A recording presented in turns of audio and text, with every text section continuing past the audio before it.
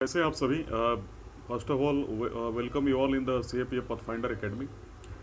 तो आज से जो बेसिकली हम लोग लेक्चर शुरू करने वाले हैं, इसमें एम लक्ष्मीकांत के इंडियन पॉलिटी का लेक्चर फर्स्ट हम लोग शुरू करेंगे, जिसमें हम लोग दो चैप्टर्स को कवर करेंगे, दो टॉपिक्स को। पहला हिस्टोरिकल बैकग्राउंड यानी ऐतिहासिक पृष्ठभूमि, और दूसरा मेकिंग ऑफ द कॉन्स्टिट्यूशन यानी संविधान का निर्माण। यानी मेरा जो लेक्चर होगा, इस लेक्चर में मैं कोशिश करूँगा कि मैं हिंदी माध्यम के बच्चों को भी कवर करूँ, है ना, जिससे इंग्लिश और हिंदी माध्यम दोनों बच्चों को बराबर का अधिकार मिल सके। वैसे भी हम लोग पॉलिटी पढ़ने जा रहे हैं, तो पॉलिटी में आपको मालूम है कि इक्वालिटी सबके लिए है, राइट टू इक्वालिटी सबके लिए होता है, तो सबको ध्यान में देखते हुए चलना है।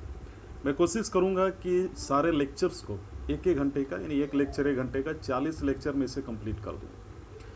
यानी इसका मतलब ये हुआ कि हमारा जो पहला टॉपिक है, यानी पहला जो हमारा सेक्शन है, उस सेक्शन का नाम है कॉन्स्टिट्यूशनल फ्रेमवर्क, यानी मैं एम लक्ष्मीकांत की बात कर रहा हूँ। उसमें हमारा टोटल 11 चैप्टर है ना। तो इस 11 चैप्टर को मैं कोशिश करूँगा कि 4 भाग में इसको कंप्लीट कर दूँ, 3 या 4 भाग में, है ना। तो चलिए शुरू करते हैं। तो पहले तो मैं आपको बता दूँ कुछ इम्पोर्टेंट जो हमारे लिए ज़रूरी है, कि पहला ही is our mentor, ex assistant commandant CISF, assistant commandant doctor Prashant Jagtap sir. साथ ही साथ हमें एक चीज़ और है कि इनके बारे में अगर हम थोड़ी जानें जानकारी, देखिए, he is a passionate teacher, professional soldier and qualified doctor and psychologist. He is an MBBS MA psychology by qualification and pursuing MA in security and defense law from Nalsar University of Law. Author of 3 best-selling books for CAPFSC, Preparation for MC Graw-Hill publication. He joined CISF in 2014 after cracking UPSC CAPFSC 2012 with All India rank 80. He has served in CISF for 5 years as assistant commandant, and he has previously worked as medical officer class 1 with the government of Maharashtra and as assistant lecturer in forensic medicine in RCSM government in Medical College Kolhapur, Maharashtra. Now we have to understand, तो ये हो गए। साथ ही साथ मैं अपने बारे में आपको कुछ बता दूं। Now I have a 5 year of teaching experience both online and offline institution. I have pursued my MBA from Faculty of Management Study, Delhi University, preparing for UPSC CSE with PSI or optional. Last year I was appeared in the UPSC CSE interview. Unfortunately I was not cleared, but this year I am trying. Okay, let's move forward. Now you can see here our chapter is historical background, right? So I will tell you कुछ important point को लेकर हम लोग आगे बढ़ेंगे, है ना। तो चलिए शुरू करते हैं। पहले तो हिस्टोरिकल बैकग्राउंड का मतलब समझ लीजिए, ऐतिहासिक पृष्ठभूमि। मैं जल्दी इसको बोलने की कोशिश करूंगा। देखिए, सबसे पहले आपको समझना क्या है कि भारत में ब्रिटिश 1600 ईस्वी में ईस्ट इंडिया कंपनी के रूप में व्यापार करने आए, ठीक है। महारानी एलिजाबेथ प्रथम के चार्टर द्वारा उन्हें भारत में व्यापार करने के लिए ब्रिटिश अधिकार प्राप्त था, जिसके कार्य अभी तक सिर्फ व्यापारिक कार्यों तक ही सीमित थे। और 1765 में बंगाल, बिहार और उड़ीसा के दीवानी यानी अर्थात राजस्व एवं दीवानी न्याय के अधिकार प्राप्त कर ली। इसके तहत भारत में उसके क्षेत्रीय शक्ति बनने की प्रक्रिया प्रारंभ हुई। 1858 में सिपाही विद्रोह के परिणाम स्वरूप ब्रिटिश ताज ने भारत के शासन का उत्तरदायित्व प्रत्यक्षतः अपने हाथों में ले लिया। यह शासन 15 अगस्त 1947 में भारत की स्वतंत्रता प्राप्ति तक अनवरत रूप से जारी रहा।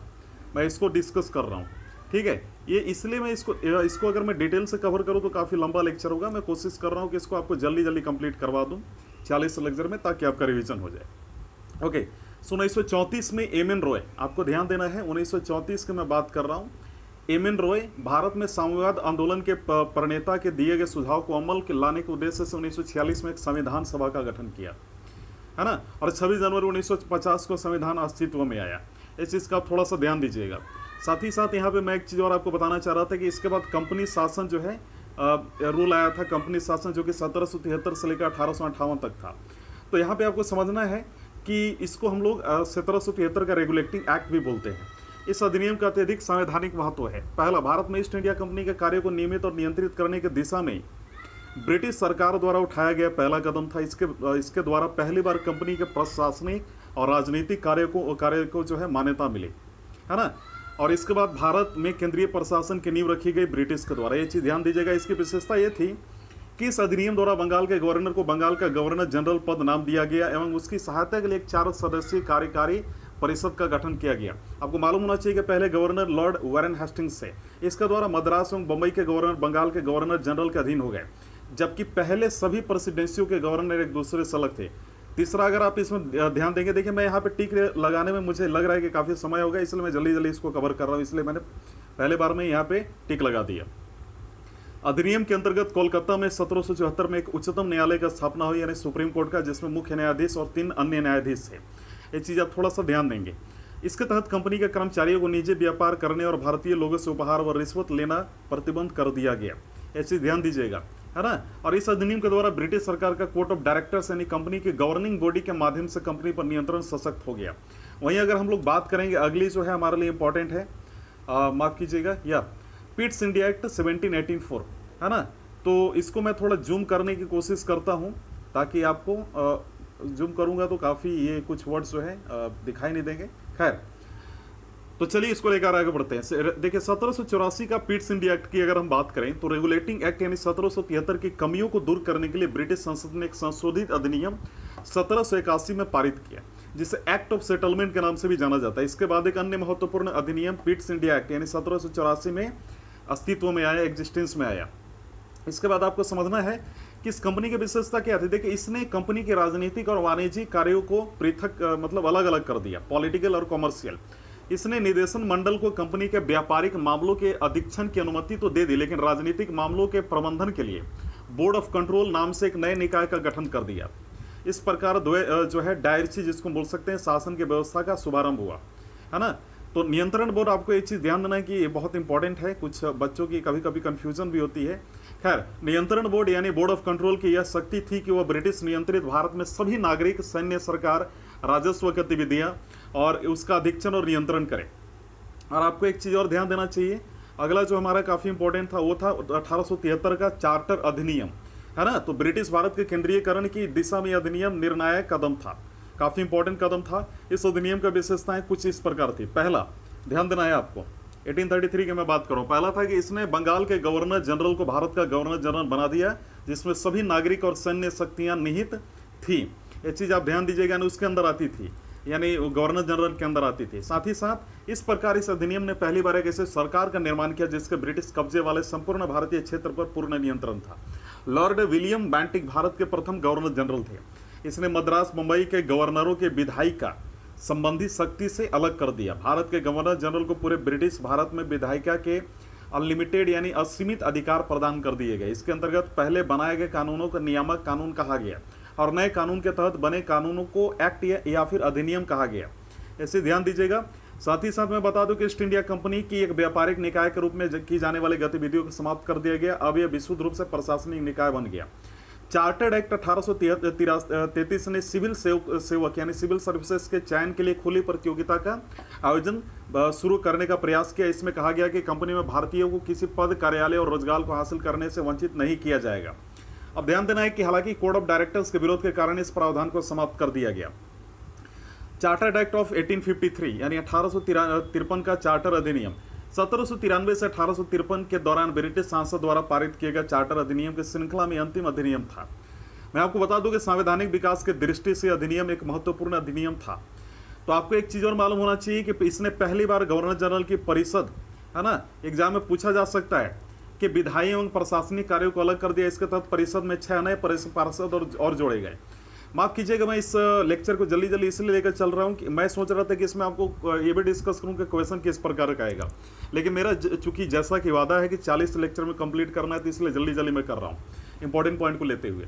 देखिए, इसने गवर्नर जनरल के लिए नई विधान परिषद का गठन किया, जिसे भारतीय केंद्रीय विधान परिषद कहा गया, है ना। एक चीज़ आप थोड़ा सा ध्यान दीजिएगा।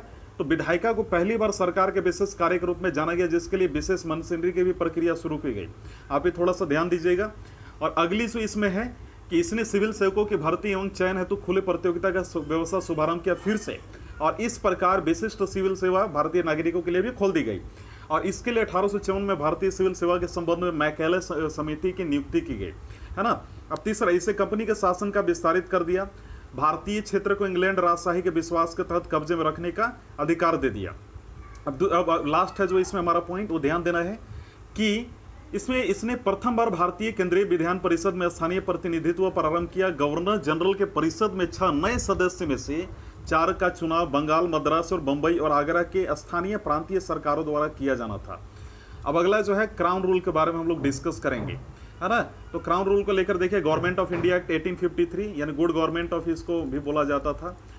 तो चलिए 1858 तक का भारत शासन अधिनियम के बारे में जानते हैं। इस महत्वपूर्ण कानून का निर्माण 1857 के विद्रोह के बाद किया गया, जिससे भारत का प्रथम स्वतंत्रता संग्राम या सिपाही विद्रोह भी कहा जाता है। तो भारत के शासन को अच्छा बनाने वाला अधिनियम नाम का प्रसिद्ध इस कानून ने ईस्ट इंडिया कंपनी को समाप्त कर दिया और गवर्नरों, क्षेत्रों और राजस्व संबंधी शक्तियां ब्रिटिश राजशाही को हस्तांतरित कर दी गई।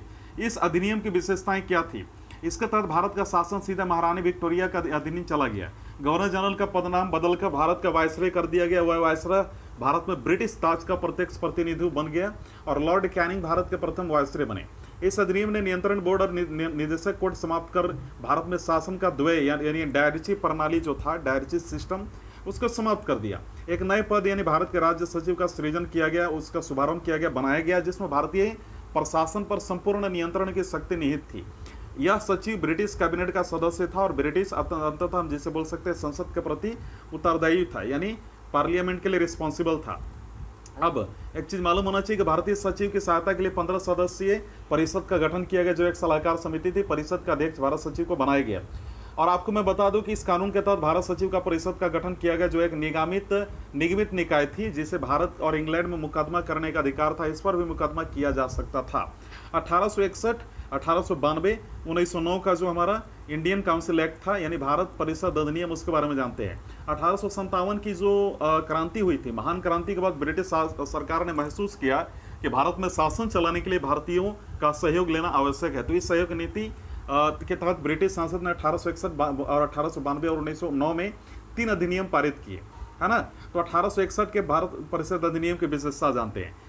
इसके द्वारा कानून अगर मैं बात करूं, बनाने की प्रक्रिया में भारतीय प्रतिनिधियों को शामिल करने की शुरुआत हुई और 1862 में लॉर्ड कैनिंग ने 3 भारतीय यानी बनारस के राजा और पटियाला के महाराजा सर दिनकर राव को विधान परिषद में मनोनीत किया। इस अधिनियम ने मद्रास, बंबई प्रेसिडेंसियों को विधायी शक्तियां पुनः देकर विकेंद्रीकरण यानी डिसेंट्रलाइजेशन की प्रक्रिया की शुरुआत की।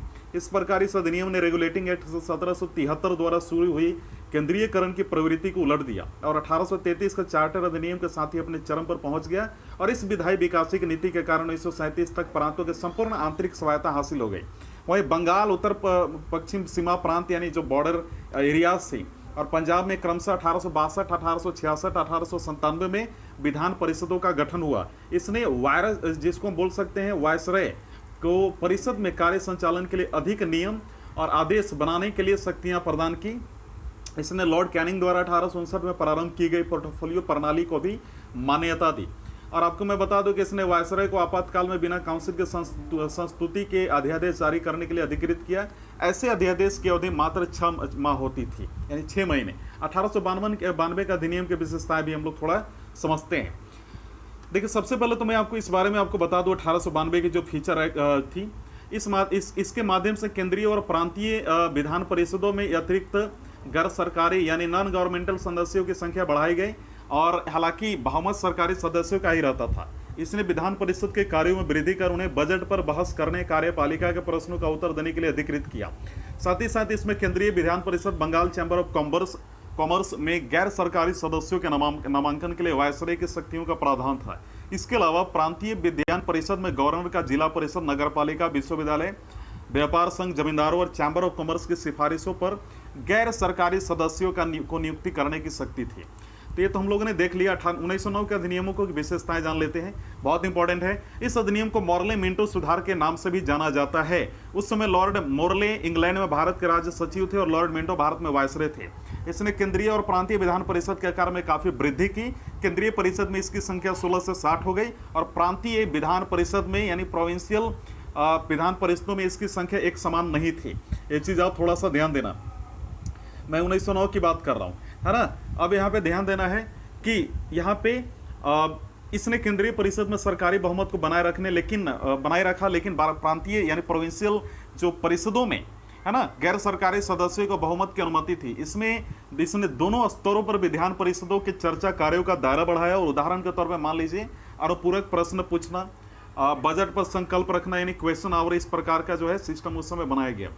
अगला जो है आपको ध्यान देना है कि इस अधिनियम के अंतर्गत पहली बार किसी भारतीय को वायसरॉय और गवर्नर की कार्य परिषद के साथ एसोसिएशन बनाने का प्रावधान किया गया। स्वतंत्र प्रसाद सिन्हा वायसरॉय के कार्यपालिका परिषद के प्रथम भारतीय सदस्य बने, उन्हें विधि सदस्य बनाया गया था। इस अधिनियम के पृथक निर्वाचन के आधार पर मुस्लिमों के लिए सांप्रदायिक प्रतिनिधित्व का प्रावधान किया गया, सेपरेट इलेक्शन, है ना, यानी इसके अंतर्गत मुस्लिम सदस्यों का चुनाव मुस्लिम मतदाता ही कर सकते थे। इस प्रकार इस अधिनियम ने सांप्रदायिकता के वैधानिकता प्रदान की और लॉर्ड मिंटो को सांप्रदायिक निर्वाचन के जनक के रूप में जाना जाने लगा, है ना, यानी फाउंडर ऑफ सेपरेट इलेक्टोरेट। इसमें presidency corporation, chamber of commerce, विश्वविद्यालय, जमींदारों के लिए अलग प्रतिनिधित्व का भी प्रावधान किया।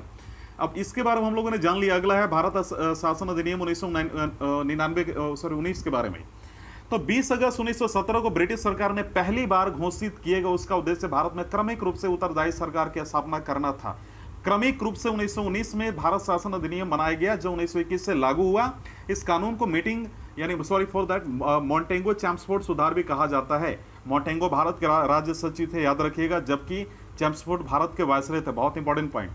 अधिनियम की विशेषताएं क्या थी समझिए। केंद्रीय और प्रांतीय विषयों की सूची की पहचान कर एवं उन्हें अलग कर राज्यों पर केंद्रीय नियंत्रण का कम किया गया, यानी अब जो है राज्य केंद्र पे कम उसमें जो है निर्भर रह सकते थे। केंद्रीय और प्रांतीय विधान परिषदों को अपनी सूचियों के विषय पर विधान बनाने का अधिकार प्रदान किया गया। इसने प्रांतीय विषयों को पुनः दो भागों में विभक्त किया, हस्तांतरित और आरक्षित। हस्तांतरित विषयों पर गवर्नर का शासन होता था और इस कार्य में वह उन मंत्रियों की सहायता लेता था जो विधान परिषद के प्रति उत्तरदायी थे। दूसरी ओर आरक्षित विषयों पर गवर्नर कार्यपालिका परिषद को सहायता से शासन करता था जो विधान परिषद के प्रति उत्तरदायी नहीं था। ये चीज आप थोड़ा सा ध्यान दीजिएगा, है ना। तो ये तो हम लोगों ने इसके बारे में देखा। अब वही हमें एक चीज और इसके बारे में डिस्कस करना है कि इस अधिनियम ने पहली बार देश में द्विसदनीय, यानी जैसे हम बोल सकते हैं बाइकैमरल जो हमारा व्यवस्था और प्रत्येक निर्वाचन की व्यवस्था प्रारंभ की। इस प्रकार भारतीय विधान परिषद के स्थान पर द्विसदनीय व्यवस्था यानी राज्यसभा और लोकसभा का गठन किया गया, है ना, और दोनों सदनों के बहुसंख्यक सदस्यों को प्रत्यक्ष निर्वाचन के माध्यम से निर्वाचित किया जाता था। इसके अनुसार वायसरॉय की कार्यकारी परिषद के 6 सदस्यों में से कमांडर इन चीफ को छोड़कर 3 सदस्यों का भारतीय होना आवश्यक था। और इस कानून ने संपत्ति, कर या शिक्षा यानी टैक्स और एजुकेशन के आधार पर सीमित संख्या में लोगों के मताधिकार प्रदान किया। ये चीज आप थोड़ा ध्यान देंगे। और इसने सांप्रदायिक आधार पर सिखों, भारतीय ईसाइयों, आंग्ल भारतीय और यूरोपियों के लिए भी पृथक निर्वाचन के सिद्धांत को विस्तारित किया।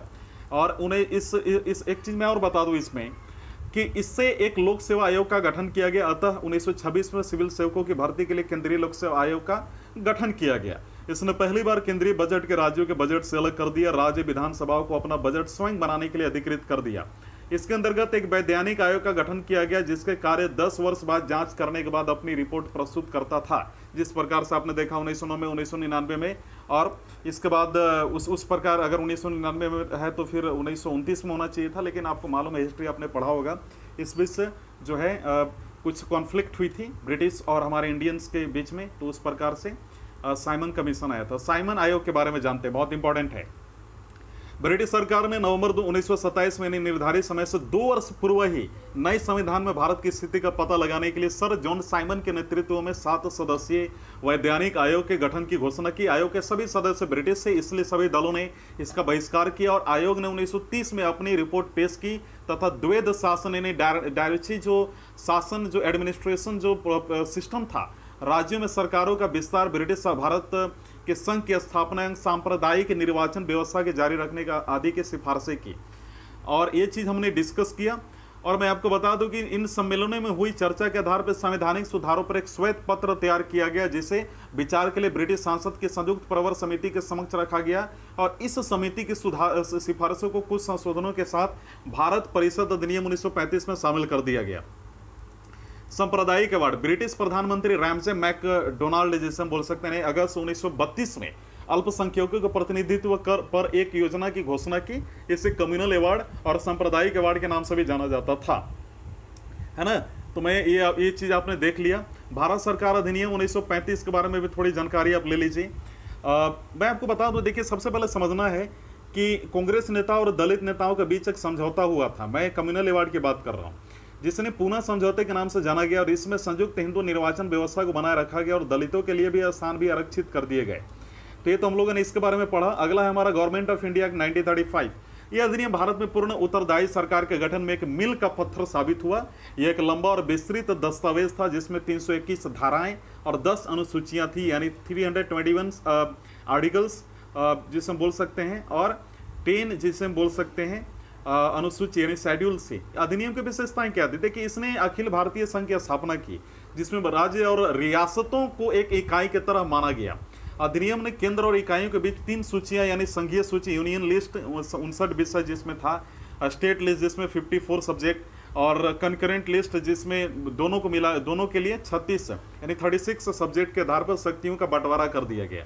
अपविष्ट शक्तियां जो थी वायसराय को दे दी गई। हालांकि यह संघीय व्यवस्था के कभी अस्तित्व में नहीं आई क्योंकि देशी रियासतों ने इसमें शामिल होने से इनकार कर दिया था। इसने प्रांतों में डायरेक्टरी जो एडमिनिस्ट्रेशन सिस्टम था उसका खात्मा कर दिया। साथ ही साथ मैं आपको बता दूं कि प्रांतीय स्वायत्ता का शुभारंभ भी किया। राज्यों को अपने दायरे में रहकर स्वायत्त तरीके से 3 पृथक क्षेत्रों में शासन का अधिकार दिया गया। और यह व्यवस्था 1937, मैं आपको बता दूं कि यानी अगर एक चीज आपको समझना है, गवर्नर को राज्य विधान परिषदों के लिए उत्तरदायी मंत्रियों की सलाह पर काम करना आवश्यक था इसके अनुसार। तो यह व्यवस्था 1937 में शुरू की गई और 1939 में इसको समाप्त कर दिया गया। इसने केंद्र में द्वैध शासन प्रणाली का शुभारंभ किया। परिणामतः संघीय विषयों का स्थानांतरित और आरक्षित विषयों में जो है विभक्त करना पड़ा। हालांकि यह प्रावधान कभी लागू नहीं हो सका।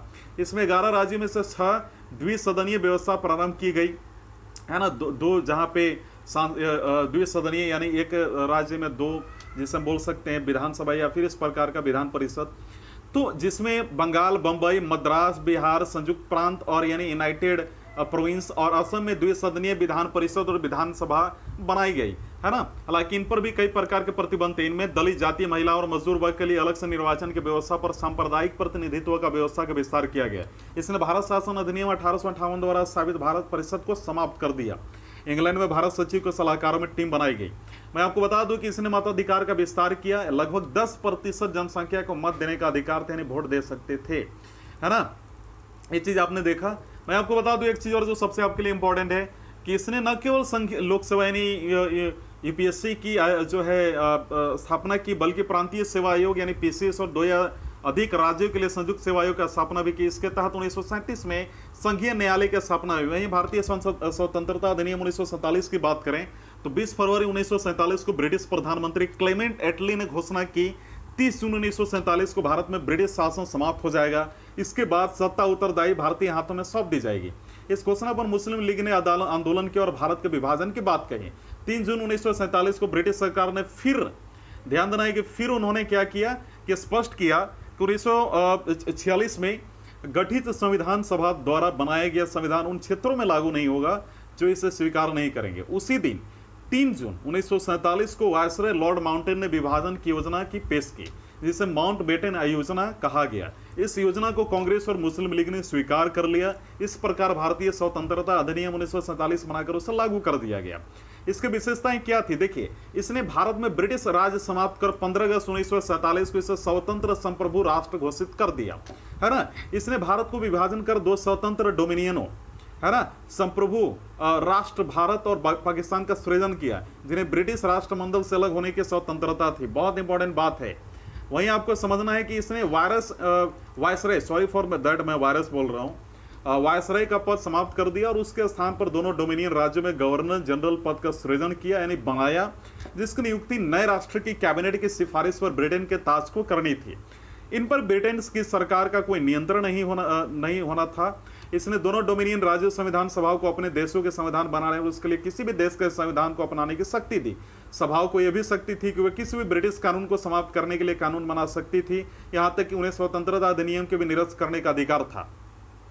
ये चीज आपने इसमें देखा जो बहुत इंपॉर्टेंट है। 15 अगस्त 1947 के बाद ब्रिटिश संसद में पारित हुआ कोई भी अधिनियम दोनों डोमिनियनों पर तब तक लागू नहीं होगा। उसमें यह भी बताया गया कि जब तक कि दोनों डोमिनियन इस कानून को मानने के लिए कानून नहीं बना लेंगे। इसने 15 अगस्त 1947 से भारतीय रियासतों पर ब्रिटिश संप्रभुता की समाप्ति की भी घोषणा की। और इसके साथ ही जो है मैं आपको बता दूं, इसके साथ ही कुछ अच्छी चीजें भी घटित हुई।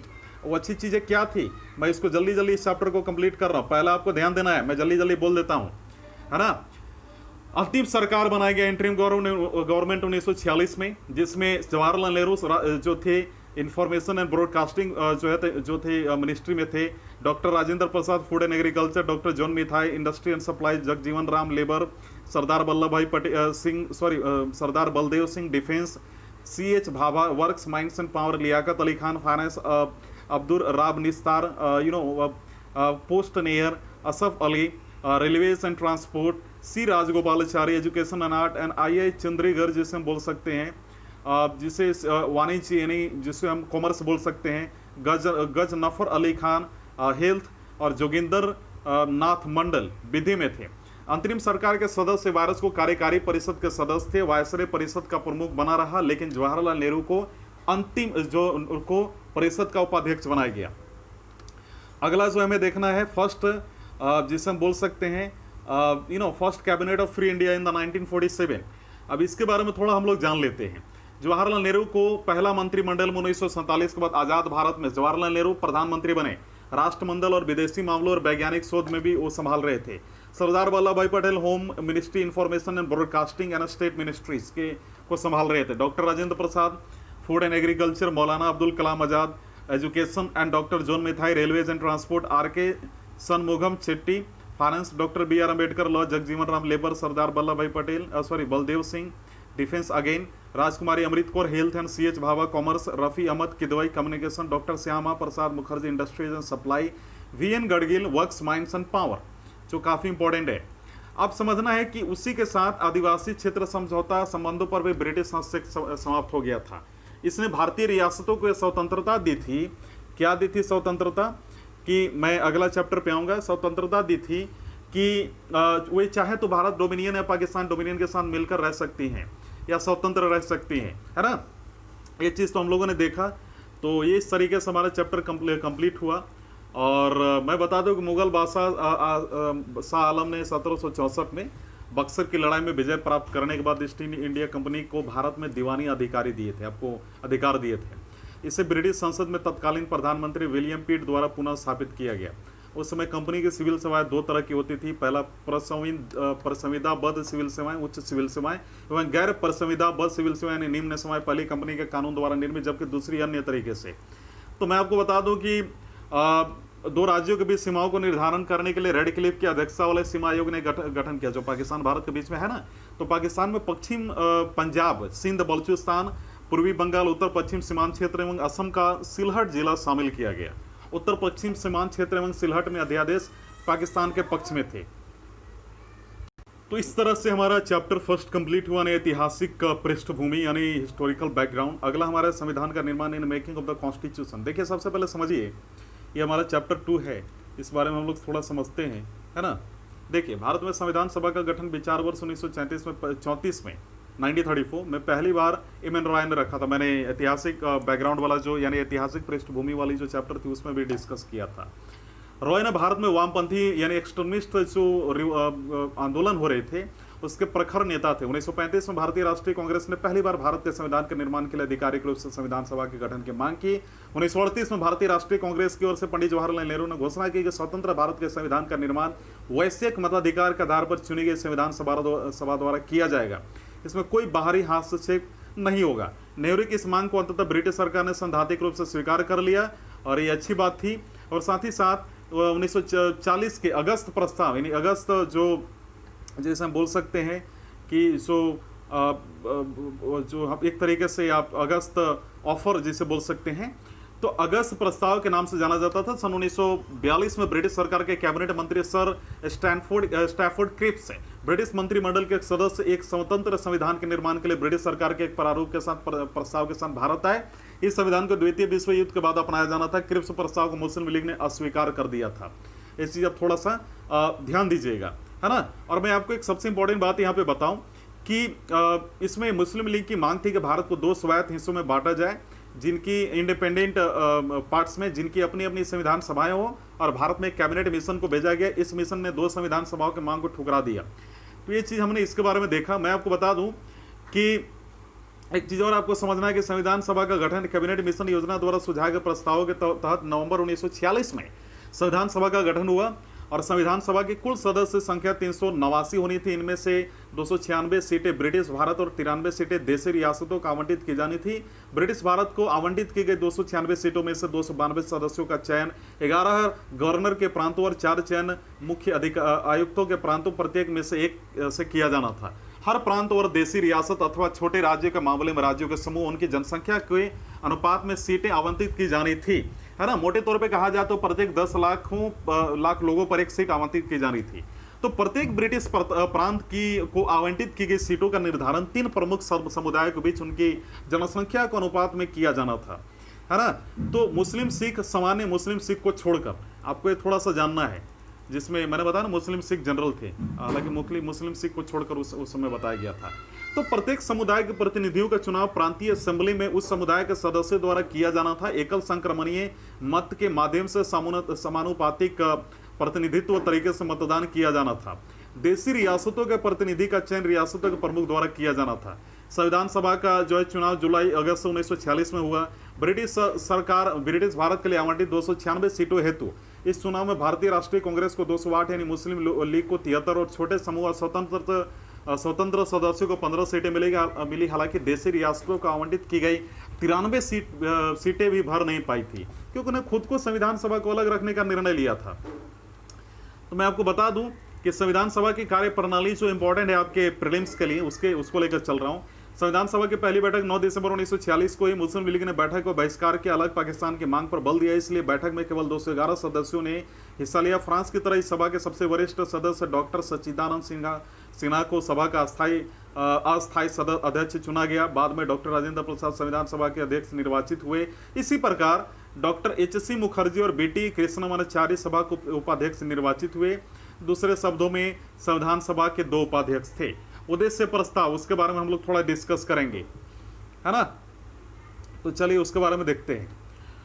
पहले तो समझिए कि 13 दिसंबर 1946 को पंडित नेहरू ने सभी सभा में ऐतिहासिक उद्देश्य प्रस्ताव पेश किया। इसमें संविधान संरचना के ढांचे एवं दर्शन की झलक थी। इसमें कहा गया था, एक चीज थोड़ा सा ध्यान दीजिएगा कि यह संविधान भारत जो है सभा भारत को एक स्वतंत्र संप्रभु गणराज्य घोषित करती है। अपने भविष्य के प्रशासन को चलाने के लिए एक संविधान के निर्माण को घोषणा करती है। ब्रिटिश भारत में शामिल सभी क्षेत्र, भारतीय राज्यों में शामिल सभी क्षेत्र तथा भारत से बाहर के इस प्रकार सभी क्षेत्र तथा वे अन्य क्षेत्र जो इसमें शामिल होना चाहेंगे भारतीय संघ का हिस्सा होंगे। इस प्रकार की बातें की गई, है ना। और साथ ही साथ मैं आपको बता दूं कि अल्पसंख्यक, पिछड़े वर्ग व जनजातीय क्षेत्रों के लोगों को पर्याप्त सुरक्षा प्रदान की जाएगी। ऐसा भी बोला गया। संघ की एकता को अक्षुण्ण बनाए रखा जाएगा। इसके भू क्षेत्र, समुद्र और वायु क्षेत्र के सभी देश के न्याय एवं विधि के अनुरूप सुरक्षा प्रदान की जाएगी। तो इस प्रस्ताव को 22 जनवरी 1946 को सर्वसम्मति ने सारे दलों की सम्मति से कंसेंट से स्वीकार कर लिया गया। इसमें संविधान के स्वरूप को काफी हद तक प्रभावित किया और इसके परिवर्तित रूप से संविधान की प्रस्तावना बनी। अब मैं आपको बता दूं, स्वतंत्रता अधिनियम द्वारा परिवर्तन को लेकर कुछ बातें की गई। संविधान सभा से खुद को अलग रखने वाली देशी रियासत यानी प्रोविंशियल जो हम बोल सकते हैं प्रोविंसेस जो थे, प्रतिनिधि धीरे धीरे इसमें शामिल होने लगे। 28 अप्रैल 1947 को 6 राज्यों के प्रतिनिधि सभा के सदस्य बन चुके थे। 3 जून 1947 को भारत के बंटवारे के लिए पेश की गई माउंटबेटन योजना को स्वीकार करने के बाद अन्य देशी रियासतों के ज्यादातर प्रतिनिधियों ने सभा में अपनी सीटें ग्रहण कर ली। भारतीय हिस्से को मुस्लिम लीग सदस्य भी शामिल हो गए। भारतीय स्वतंत्रता अधिनियम 1947 ने सभा की स्थिति में निम्न परिवर्तन किए। तो कुछ परिवर्तन मैं आपको नाम बताता हूँ। सभा को पूरी तरह संप्रभु निकाय बनाया गया। इंडिपेंडेंट बॉडी जो स्वेच्छा से कोई भी संविधान बना सकती थी, है ना। इस अधिनियम ने सभा को ब्रिटिश संसद द्वारा भारत के संबंध में बनाए गए किसी भी कानून को समाप्त करने अथवा बदलने का अधिकार दिया। मैं आपको बता दूं कि संविधान सभा एक विधायिका भी बन गई। दूसरे शब्दों में कहा जाए तो सभा का 2 अलग अलग काम सौंपे गए। इनमें से एक था स्वतंत्र भारत के लिए संविधान बनाना और दूसरा था देश के लिए आम कानून लागू करना। इन दोनों कार्यों को अलग अलग दिन करना था। इस प्रकार सभा स्वतंत्रता भारत की पहली पसंद थी, स्वतंत्र भारत की। जब भी सभा की बैठक संविधान सभा के रूप में होती, इसकी अध्यक्षता डॉक्टर राजेंद्र प्रसाद करते। जब बैठक बतौर विधायिका होती तब इसकी अध्यक्षता जी.बी. मावलंकर करते थे। संविधान सभा 26 नवंबर 1949 तक इन दोनों रूपों में कार्य करती रही। इस समय तक संविधान निर्माण का कार्य पूरा हो चुका था। मैं बता दूं आपको कि मुस्लिम लीग के सदस्य पाकिस्तान में शामिल हो चुके थे, चूंकि क्षेत्रों के से संबंध जो रखते थे। भारतीय संविधान सभा से अलग हो गए। इसकी वजह से सन 1946 में माउंटबेटन योजना के तहत की गई सदस्यों की कुल संख्या 389 सीटों के बजाय 299 तक आ गिरी। भारतीय प्रांतों औपचारिक रूप से ब्रिटिश प्रांत की संख्या मैं बता दूं आपको 296 से 229 और देशी रियासतों की संख्या 93 से 70 कर दी गई। तो 31 दिसंबर 1947 को राज्यवार सदस्यता के अध्याय के अंत में तालिका संख्या जो है मतलब जिसको हम बोल सकते हैं कि 31 दिसंबर 1947 को राज्यवार सदस्यता को जो है हम लोग आगे पढ़ेंगे। जो अदर फंक्शंस यहाँ पे आप देख भी रहे होंगे कि इसमें दिया गया है। देखिए, पहले समझना है कि संविधान निर्माण और आम कानूनों को लागू करने के अलावा संविधान सभा ने निम्न कार्य भी किए। पहला समझिए, इसने मई 1949 में राष्ट्रमंडल में भारत की सदस्यता का सत्यापन किया। 22 जुलाई 1947 को राष्ट्रीय ध्वज को अपनाया, ये ध्यान रखना एग्जाम में आएगा।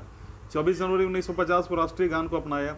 24 जनवरी 1950 को राष्ट्रीय गीत को अपनाया, है ना। तो ये चीज़ आपने देखा। वहीं मैं बता दूं कि इसने 24 जनवरी 1950 को डॉक्टर राजेंद्र प्रसाद को भारत के पहले राष्ट्रपति के रूप में चुना। साथ ही साथ जो कुछ महत्वपूर्ण बिंदु उसको बारे में से आपको समझना है। 2 साल 11 माह 18 दिनों में संविधान सभा की कुल 11 बैठकें हुई। संविधान निर्माताओं ने लगभग 60 देशों के संविधानों का अवलोकन किया। इसके प्रारूप पर 114 दिनों तक विचार हुआ और संविधान के निर्माण पर कुल 64 लाख रुपए का खर्च आया। 24 जनवरी 1950 को संविधान सभा की अंतिम बैठक हुई। इसके बाद सभा ने 26 जनवरी 1950 से 1951-52 में हुए आम चुनावों के बाद जनरल इलेक्शंस के बाद बनने वाली पार्लियामेंट के निर्माण तक भारत की अंतरिम संसद के रूप में काम किया। संविधान सभा की समितियों के बारे में भी जान लीजिए।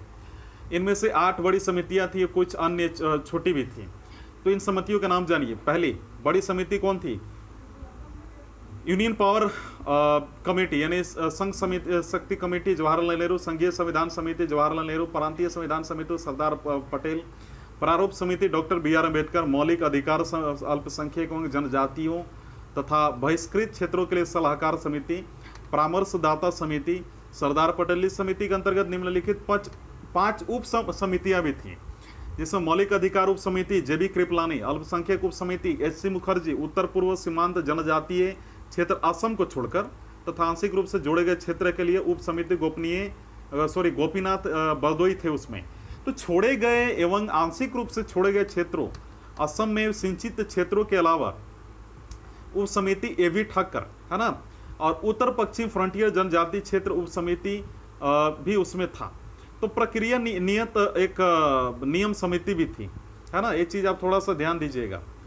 तो मैं उसके बारे में आपको बता दूं कि उसमें डॉक्टर राजेंद्र प्रसाद थे, है ना। और एक चीज़ और आपको थोड़ा सा समझना है कि राज्यों के लिए समिति राज्यों से समझौता करने वाली जवाहरलाल नेहरू थी, क्योंकि कुछ ऐसे थे प्रोविंसेस जो कि भारत में जुड़ना नहीं चाह रहे थे, कुछ कॉन्फ्लिक्ट कर रहे हैं, तो उन सारी चीज़ों को संभालने की जिम्मेदारी इसका था। हालांकि रोल तो ज़्यादातर प्ले किया सरदार वल्लभ भाई पटेल ने। संचालन समिति डॉक्टर राजेंद्र प्रसाद। माइनर कमेटी के बारे में भी डिस्कस कर लेते हैं, बहुत इंपॉर्टेंट है। वित्त एवं माफ कीजिएगा, सबसे पहले तो आपको समझना है जिसमें छोटी समितियों में वित्त एवं कर्मचारी स्टाफ समिति डॉक्टर राजेंद्र प्रसाद, प्रत्यायक यानी क्रेडेंशियल समिति अल्लादी कृष्णा स्वामी अय्यर, सदन समिति बी पट्टा भी सत्तारामैया, कार्य संचालन समिति डॉक्टर के मुंशी, राष्ट्र ध्वज संबंधित तदर्थ समिति डॉक्टर राजेंद्र प्रसाद, और संविधान सभा के कार्यों के लिए समिति जीवी मावलंकर, है ना। साथ ही साथ आपको ध्यान देना है कि मुख्य आयुक्तों के प्रांतों के लिए समिति जो थी पट्टा भी सीतारामैया, जिसे हम बोल सकते हैं सर्वोच्च न्यायालय के लिए तदर्थ समिति एस वरदाचारी, जो कि सभा के सदस्य नहीं थे। संविधान संघीय संविधान आप देखिए किसमें 9th में, सॉरी फॉर दैट, जिसमें आप देख सकते हैं संघीय संविधान के वित्तीय प्रावधानों संबंधी समिति नलिनी रंजन सरकार, है ना, नलिनी रंजन सरकार। एक चीज़ आप थोड़ा समझ सकते हैं। वहीं भाषाई प्रांत आयोग इसके डार, जो कि सभा के सदस्य नहीं थे, प्रारूप संविधान के जांच के लिए विशेष समिति बनाई जिसमें जवाहरलाल नेहरू थे, है ना। प्रेस दीर्घा समिति उषा नाथ सेन, नागरिकता पर तदर्थ समिति एस वरदाचारी थे, है ना। अगली जो हमारी है वो है ड्राफ्टिंग कमेटी। ड्राफ्टिंग कमेटी के बारे में जानिए कि संविधान सभा के सभी समितियों में से सबसे ज़्यादा महत्वपूर्ण थी और इसका गठन 29 अगस्त 1947 को हुआ था। यह वह समिति थी जिसने नई संविधान का प्रारूप तैयार करने की जिम्मेदारी सौंपी गई थी। आप इस चीज़ का थोड़ा सा ध्यान देंगे, है ना। और मैं आपको बता दूं कि डॉक्टर बी आर अम्बेडकर जो कि अध्यक्ष थे इसके, है ना, और मैं आपको बता दूं एक चीज़ और कि इसमें एन गोपालस्वामी जो कि होता है ना, जिसको ड्राफ्टिंग कमेटी के जो मेंबर्स थे उनके बारे में बता रहा हूँ। एन गोपालस्वामी अयंगर, अल्लादी कृष्णा स्वामी अय्यर, डॉक्टर के मुंशी सैयद, जिसे बोल सकते हैं मोहम्मद सादुल्ला, एन माधवराव, इन्हें बीएल मित्र की जगह ली, जिन्होंने स्वास्थ्य कारणों से त्याग पत्र दे दिया था। टीटी कृष्णमाचारी है ना, इन्होंने सन 1948 में डीपी खेतान की मृत्यु के बाद उनकी जगह ली थी, जो कि काफ़ी इंपॉर्टेंट है।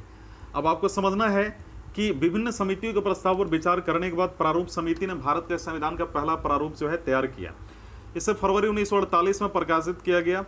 और मैं बता दूं कि भारत के लोगों के इस प्रारूप पर चर्चा करने और संशोधनों का प्रस्ताव देने के लिए 8 माह का समय दिया गया था। हालांकि अक्टूबर 1948 में इसे प्रकाशित भी किया गया। और प्रारूप समिति ने, ड्राफ्टिंग कमेटी ने अपने जो फ्रेमवर्क ड्राफ्ट तैयार करने में 6 माह से भी कम का समय लिया। इस दौरान उनकी कुल 141 बैठकें हुई। संविधान का प्रभाव में आना, देखते डॉक्टर बी आर अम्बेडकर ने सभा 4 नवंबर की मैं बात कर रहा हूँ, पहले इधर हम लोग देख लेते हैं। Enactment of the constitution, doctor B R Ambedkar ने सभा में 4 नवंबर 1948 को संविधान का अंतिम प्रारूप पेश किया। इस बार संविधान पहली बार पढ़ा गया सभा में। इस पर 5 दिन 9 नवंबर 1949 तक आम चर्चा हुई। संविधान जो है दूसरी बार 15 नवंबर 1948 से विचार होना शुरू हुआ। इसमें संविधान पर खंडवार विचार किया गया। यह कार्य 17 अक्टूबर 1949 तक चला। इस अवधि में कम से कम 7,653 संशोधन प्रस्ताव आए, जिनमें से वास्तव में 2,473 पर इस सभा में चर्चा हुई, है ना। अब एक चीज आपको ध्यान देना है कि संविधान पर तीसरी बार 14 नवंबर 1949 से विचार होना शुरू हुआ। डॉक्टर बी आर अम्बेडकर ने the constitution as settled by the assembly be passed प्रस्ताव पेश किया और संविधान के प्रारूप पर पेश इस प्रस्ताव को 26 नवंबर 1949 को पारित कर जो है घोषित कर दिया गया। सभा में जो है कुल 299 सदस्यों में से उस दिन केवल 284 सदस्य शामिल थे। 26 जनवरी 1949 को अपनाए गए संविधान में प्रस्तावना, जिसे हम बोल सकते हैं 395 अनुच्छेद आर्टिकल्स और 8 अनुसूचियां थी, है ना। प्रस्तावना को पूरे संविधान को लागू करने के बाद लागू कर दिया गया। तो भारत के संविधान को पिता जो इनको बोला जाता है डॉक्टर बी आर अम्बेडकर को, ध्यान दीजिएगा।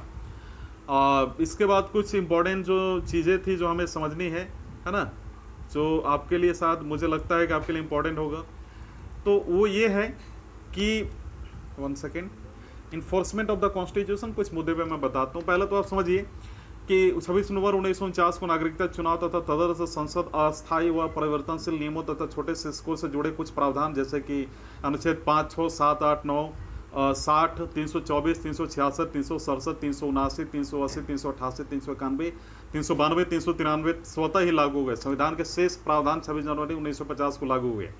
इस दिन को संविधान की शुरुआत के दिन के रूप में देखा जाता है और इसे गणतंत्र दिवस के रूप में जाना जाता है।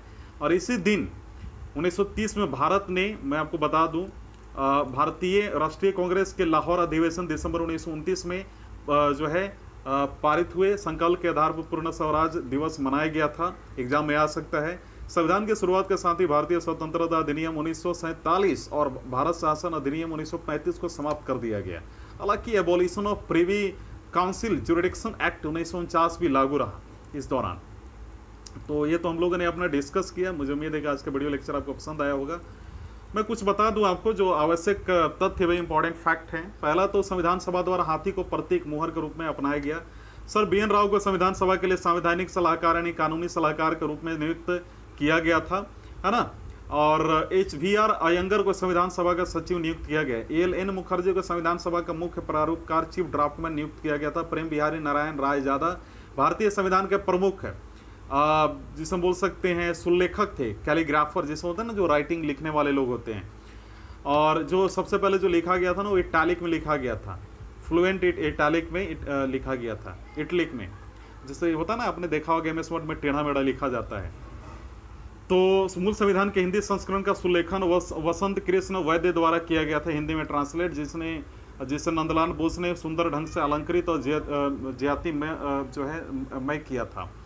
और मैं आपको बता दूं कि मूल संस्करण का सौंदर्यीकरण सजावट शांति निकेतन के कलाकारों ने किया, जिन्हें नंदलाल बोस और बीवर राम मनोहर सिन्हा शामिल थे। मूल प्रस्तावना को प्रेम बिहारी नारायण रायजादा द्वारा हस्तलिखित एवं बीवर राम मनोहर सिन्हा द्वारा ज्योतिमय सौंदर्यीकृत अलंकृत किया गया था। और मैं आपको बता दूं कि पहले कुछ चीज़ लास्ट है कि 3 सदस्यीय cabinet mission lord Pethick Lawrence sir Stafford Cripps एलवी अलेक्जेंडर, ये नाम है, याद रखिएगा, 24 मार्च 1946 को भारत पहुंचा। इसने अपनी योजना को 16 मई 1946 को प्रकाशित किया। इसमें शामिल थे मद्रास, मुंबई, संयुक्त प्रांत, बिहार, मध्य प्रांत, उड़ीसा, मध्य पंजाब, उत्तर पश्चिमी और सीमांत प्रांत, सिंध, बंगाल और असम। इनमें शामिल थे दिल्ली, अजमेर, मेरवाड़ा, कुर्ग, ब्रिटिश बलूचिस्तान। भारत सरकार अधिनियम 1935 ने टैक्स, प्रॉपर्टी, एजुकेशन के आधार पर सीमित मताधिकार जो है प्रदान किए। इनमें शामिल थे बड़ौदा, बीकानेर, जयपुर, पटियाला, रीवा और उदयपुर, जहाँ पे ये किया गया, ये चीज़ें लागू की गई। इसी के साथ आज का वीडियो लेक्चर कंप्लीट होता है। मुझे उम्मीद है कि आज का वीडियो लेक्चर आपको पसंद आएगा। वीडियो देखने के लिए धन्यवाद। मैं आपको बता दूं कि मैंने इसको इसलिए बिना जिस होता ना कि किस प्रकार का क्वेश्चन आएगा इसको थोड़ा याद कर लेना, मैं इस तरीके की बातों पे पॉइंट्स पे इसलिए चर्चा नहीं कर पाए कि हमारे पास समय कम है। मैं कोशिश कर रहा हूँ कि इसको 30 से 40 लेक्चर में पूरे पॉलिटी को कंप्लीट कर दूँ। इसके बाद आराम से पढ़ाया जाएगा अगले सेशन में पूरे डिटेल से। मुझे उम्मीद है कि आज का वीडियो लेक्चर पसंद आएगा। वीडियो देखने के लिए धन्यवाद।